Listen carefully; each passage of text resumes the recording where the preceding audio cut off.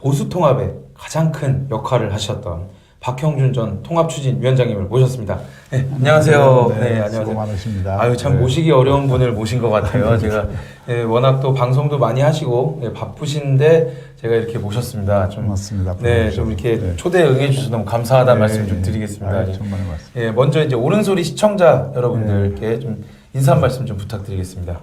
네, 안녕하십니까. 오늘 이 자리에 와보니까 더욱 감개무량합니다.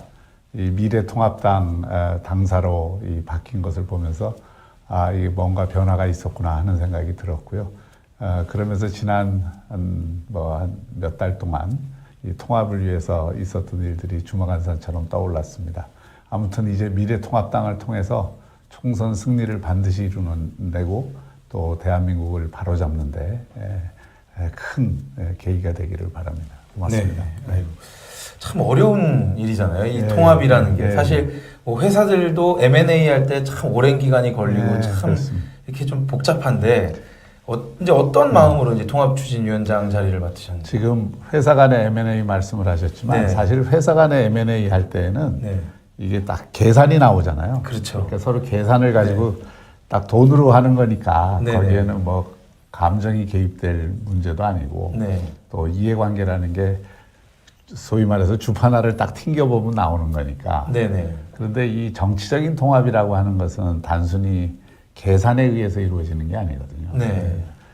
물론 정치적 이익을 서로 가늠을 하지만 그것을 넘어서서 이 정치라는 것은 감정의 문제이기도 하고 또 이 서로 간의 가치의 문제이기도 하고 또 그런 의미에서 어떤 노선의 문제이기도 한데 이런 것을 사실은 통합하는 것이 M&A보다 훨씬 어렵습니다. 그러니까요. 그런데 그것은 왜냐하면은 이게 딱 그 손에 잡히는 이 서로 간의 이익이 계산되지 않기 때문입니다. 다 불확실한 미래를 가지고 한번 시도해 보는 거거든요. 그래서 이제 그런 면에서 상당히 그 과정에서 조금 어떤 문제만 생기면은 다 되돌아가려고 하는 속성이 있습니다. 아예 그럴 바에 안 한다. 이런 식으로. 그러니까 저는 이제 그럴 때마다 그 가슴이 철렁철렁하죠. 그걸 뭐 그러지 못하도록 하는 그런 것들이 이제 사실 이 통합이 상당히 어려운 거고. 그래서 제가 처음부터 얘기했지만 우리가 가치와 노선을 같이 하고 그리고 이 정치적 이익을 서로에게 도움이 되도록 조정을 하고 그리고 그것을 넘어서서 또 그 기반에 있는 서로 간의 감정의 골, 특히 이제 지금 보수나 중도에는 지난 탄핵 과정에서 생긴 여러 가지 어떤 감정의 골들이 있기 때문에 그런 것들을 이제 어떻게 하면은 꿰맬 수 있을까 이런 것이 가장 문제였고요. 그래서 그 세 가지 가치와 노선 그리고 정치적 이해관계의 조정, 감정의 골을 넘는 그런 과정으로 이 통합 과정을 좀 이끌려고 노력을 했습니다. 사실 이제 뭐 이렇게 한 뭐 30초, 1분 동안 얘기하시지만 그 사이에 엄청나게 많은 회의도 하시고 서로 또 언성도 좀 높아지고 뭐 이랬을 것 같다라는 생각이 듭니다. 근데 이 통합 과정에서 이제 뭐 사실 많은 분들이 걱정하는 부분도 있었고 그리고 이게 뭐 확인되지 않은 뭐 잡음도 있었다, 뭐 서로 뭐 안 한다고 이제 통합을 이제 거절한다, 뭐 이런 얘기도 많았는데 혹시 이제 통합 과정에서 있었던 좀 에피소드라고 할 만한 게 좀 있을까요? 에피소드야 많죠. 에피소드가 많은데 제가 뭐 우리 주위 사람들이 저희 실무진들은 아이고 이번에 살이 몇 개 나오겠습니다 하더라고요. 근데 사실 처음부터 이렇게 순탄치는 않았습니다. 왜냐하면 당시 자유한국당은 큰 집이고 다른 세력들은 어떤 의미에서는 좀 작은 집들이기 때문에 작은 집들의 입장에서는 피해의식을 가질 수밖에 없는 거거든요. 이게 혹시라도 내가 잡아먹히지 않을까, 들어가서 불이익을 당하지 않을까 이런 것 때문에 상당히 조심스러울 수밖에 없고 큰 집의 입장에서는 이렇게 등치 차이가 나는데 우리가 뭘 그렇게 끌려다녀야 되느냐 이런 생각들이 기본적으로 깔려 있기 때문에 그걸 조정하는 것이 왜 이제 뭐 그 예정된 운명이라고 그 패권 국간의 전쟁에도 왜 패권국들이 역사상 16번의 패권 경쟁이 있었는데 12번 전쟁이 일어났냐 그에 대한 답이 그 2등 국가의 그러니까 패권 국가의 두려움과 그 다음에 그 2등 국가의 피해 의식 이것이 가장 큰 문제다라고 하잖아요. 그래서 이런 문제 그 통합의 과정에서도 결국 큰 집과 여러 작은 집들의 그런 어떤 그 문제를 보는 심리의 차이 네. 이런 것들이 굉장히 컸어요. 그래서 처음부터 사실 이 출범 자체가 혁신통합추진위원회를 네. 작년 하반기부터 하려고 했는데 제대로 안 되고 네. 계속 이제 그런 문제들 때문에 지연이 됐던 거죠. 네. 그래서 금년 초에 그 혁신통합추진위원회가 형성이 됐는데 형성된 이후에도 계속 그런 문제들 때문에 저도 뭐 이게 또 뭐 불신한다는 얘기도 많이 나오고 네. 또 그거에 대해서 또 오해도 푸는 과정이 필요했고 또 황교안 대표 입장에서는 이 그 큰 집을 이 운영을 하다 보니까 그 안에도 네. 다양한 목소리가 있잖아요. 그렇죠. 그 다양한 목소리를 전부 이렇게 그 수렴을 하는 것이 또 어려움이 있었는데 네. 그럼에도 불구하고 황교안 대표가 어쨌든 중심을 잡아줬기 때문에 이 통합에서는 상당히 그 통합이 그래도 끝까지 갈 수 있었고 또 새로운 보수당 쪽의 그 의원들도 다수가 결국은 이것이 국민의 요구와 명령이고 또 이렇게 통합을 하지 않으면은 자신들의 정치적 미래도 없다는 것을 결국 이제 그 확인하는 과정이었죠. 예. 그러면 이 통합 과정에서 그러면은 뭐 많은 분들이 궁금한 게 예를 들면 이 큰 집이었던 자유한국당의 이제 통합을 이제 어떻게 보면 약간 흡수라는 네. 표현도 쓰는 분들이 계시더라고요. 근데 이제 뭐 새로운 보수당이라든지 뭐 전진당이라든지 이런 쪽에서 뭔가 이 시청자 여러분들 아마 그런 걸 좀 궁금해하실 거예요. 혹시 뭐 예를 들면 몇 석 이상의 공천을 보장해 달라 뭐 이런 것들은 있었는지요? 이제 이번 혁신통합이 의미가 있었던 것이 네. 제가 처음부터 천명한 것은 지분은 없다. 네. 지분 싸움을 하게 되면은 이것은 도저히 감당이 안 된다라고 생각을 했어요. 그거는 바깥에서 보면 야합으로 비칠 거고 지분을 서로 조정한다는 것도 현실적으로 대단히 어렵고 대신 총선을 앞두고 있으니까 공정한 경쟁의 기반을 만들어주겠다. 그리고 그 위에서 그 통합을 하는 소위 소수 세력들이 불이익을 보지 않도록 하겠다. 그 부분에 대한 어떤 신뢰를 줄 수 있는 조치를 하겠다. 이런 것들이 가장 기본적인 원칙이었습니다.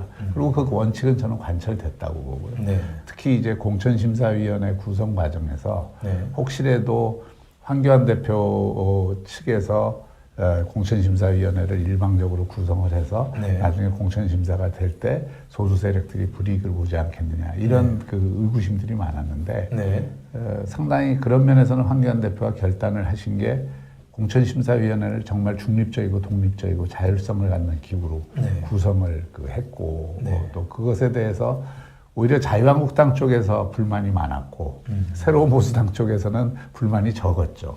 또 바깥 세력에서도 시민사회 세력 입장에서는 이 통합을 하면서 이 공관위를 재구성해야 된다는 강력한 주장을 했지만 그 재구성을 할 경우에 또 생기는 여러 가지 또 혼란들이 있고 또 그러면 또 지분 얘기를 해야 되고 이렇게 되기 때문에 그 부분을 이제 설득이 서로 돼서 현재의 어떤 공관위를 중심으로 해서 공정한 공천, 이기는 공천을 하자는데 그 의견을 모았고요. 현재까지 적어도 진행된 공천 결과를 보면 오히려 자유한국당 큰 집에 있는 분들이 이거 우리가 손해보는 거 아니냐 이런 느낌을 가질 수도 있죠. 오히려 그 통합한 쪽에서는 불이익이나 뭐 불공정 시비가 별로 없지 않습니까? 그런 면에서는 이제 통합이 그런 공천 과정을 통해서 어떤 의미에서는 좀 물리적 통합에서 화학적 통합으로 가는 계기를 마련했다 이렇게 봅니다. 참 어려운 일을 해내신 이야기를 듣다 보니까 뭔가 그 사이에 그 고생하신 게 막 보이는 것 같은 느낌이 드는데요.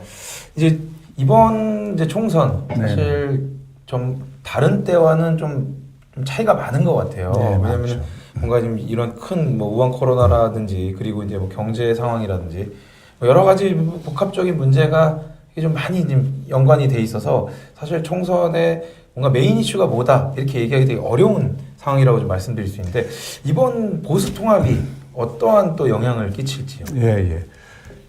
대단히 중요한 문제인데요. 그 이번 총선에서 예를 들어서 과거 정권이 현 정권처럼 이렇게 경제 실정을 하고 또 이 코로나 바이러스 문제도 제대로 다루지 못하고 뭐 검찰도 이렇게 지 마음대로 하고 이런 상황이 됐으면 무너졌을 겁니다. 그리고 총선이 확 운동장이 기울어졌을 텐데 그럼에도 불구하고 지금 버티잖아요. 여권이. 그것은 그만큼 지난 그 탄핵 이후에 그늘이 참 깊었다. 네. 이런 생각을 하고요. 아직도 미래통합당이 통합은 됐지만 이 총선 지형이 낙관할 수준이 아니다. 네. 아직은 상당히 좀 어렵다는 생각으로 출발할 필요가 있고요. 네. 통합이 갖는 의미는 이 중도나 보수에 계신 분들이 분열이 돼 있으면은 선택지가 여러 개가 되잖아요. 그렇죠. 선택지가 여러 개가 되면은 사실 그 표도 분산이 되고 총선 승리를 하기도 어렵습니다. 근데 이번에는 선택지를 하여튼 모아놨다라고 네. 하는 것이 중요하고요. 지금 정당 지지율이 중요한 것이 아니라 이 집중화된 선택지를 찍을 수 있는 계기와 명분을 주는 게 저는 가장 중요하다고 생각하고 실제로 통합이 되고 보니까 소위 중도에 있는 안철수계 의원들도 다 이렇게 들어오지 않습니까? 그러니까 그만큼 통합의 구심력 또 이렇게 인입력은 굉장히 커졌다고 생각을 하고요.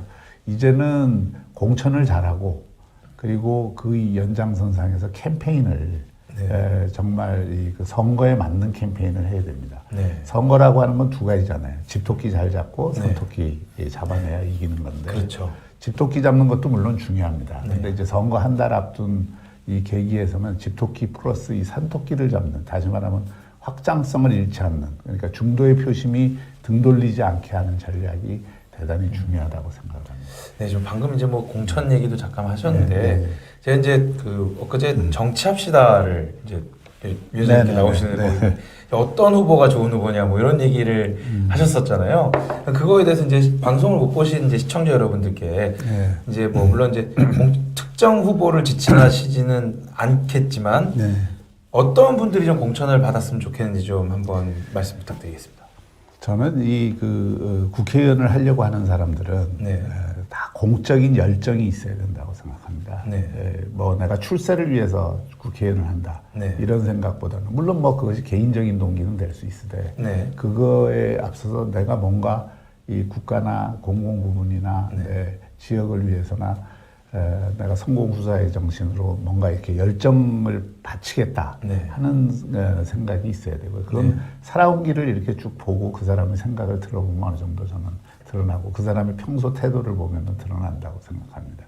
그리고 두 번째는 이 고도의 좀 균형 감각이 있어야 돼요. 그걸 저는 동태적 균형 감각이라 하는데 국정을 하다 보면 너무 한쪽으로 자기 확증적 편향이 강한 이런 어떤 인식을 가지고서는 사실은 국정을 제대로 하기도 어렵고요. 우리나라 정치를 고양시키기도 어렵습니다. 이제 그런 것들을 좀 저는 중시해서 보고 있습니다. 네.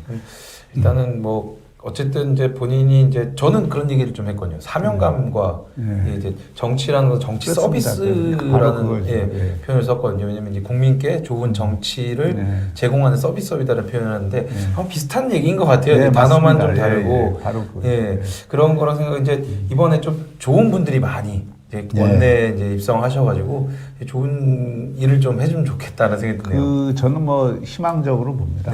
이번에 저희가 혁신통합추진위원회에서도 청년을 굉장히 강조했는데 비록 뭐 이번 한 번에 다 되지는 않겠지만 지금 공천심사위원회에서도 청년 쪽을 상당히 주목하고 좀 많이 배려하려고 하는 노력은 하는 것 같습니다.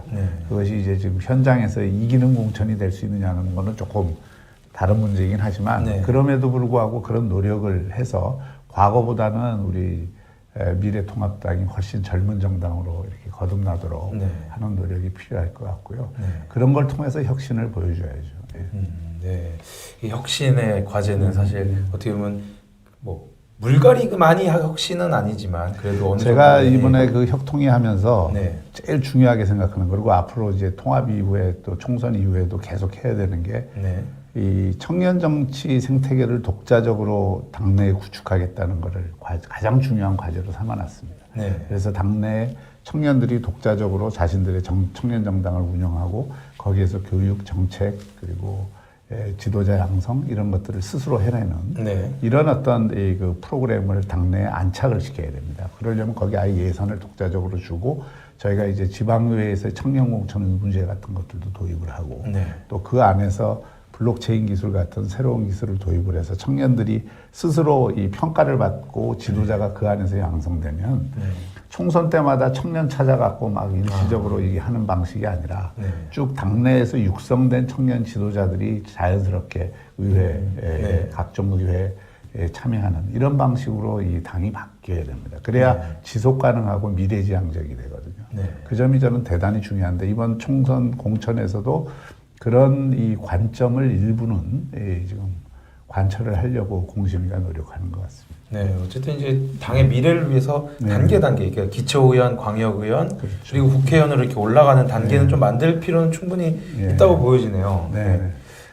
뭐 그런 것들이 어떻게 보면 뭐꼭 기초의원, 광역의원, 국회의원이 이렇게 단계로 올라가는 것이라기보다는 그런 이 지방의원들을 청년으로 많이 만들어 놓으면 그 안에서 당연히 국회의원 될 사람들도 나오고 하는 거고요.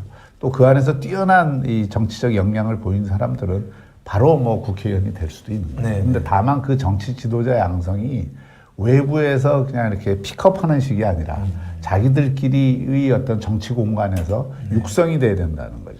그래야 이게 지속 가능하고 재생산이 된다고 보는 겁니다. 이제 뭐 한 20년, 30년을 그렇죠. 내다보는 그런 인재 영입. 그게 사실은 뭐 꼭 어느 자리에서 시작하는 게 중요하지 않다. 뭐 이렇게 좀 받아들여야 될까요? 시스템과 제도로 이 확보를 해야 된다고 봅니다. 그러니까 뭐 시작하는 자리의 문제가 아니라 시스템과 제도로 유망주들을 길러내는 그런 시스템을 좀 만들어야 된다.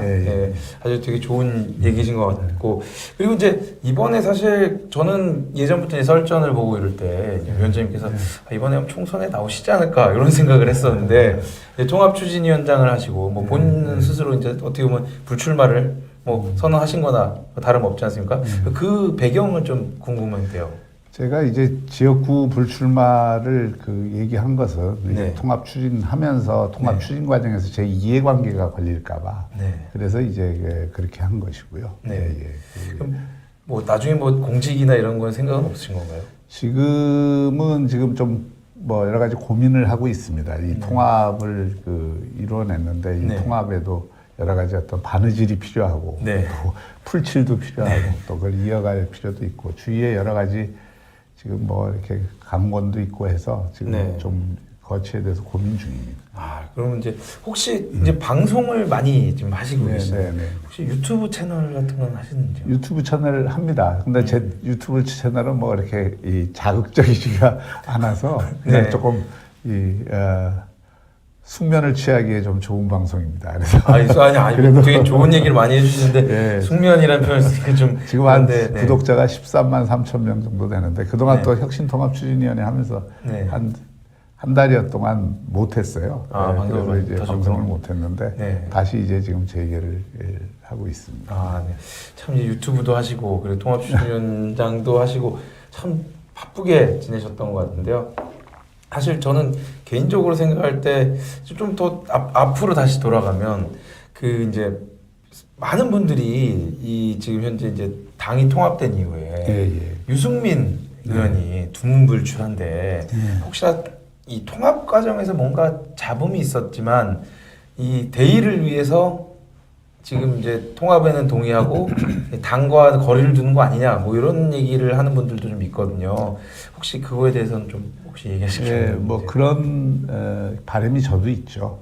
통합이 됐으니까 뭐 유승민 의원 개인도 여러 가지 고민이 있고 또 미래에 대한 자기 나름대로의 저는 생각이 있을 거라고 봅니다. 근데 지금 국민들이 제일 원하는 거는 이번 총선에서 이 정권을 제대로 견제하고 또 심판하고 나라를 어쨌든 지금 트랙에 정상적인 궤도에 올려놓자는 거 아닙니까?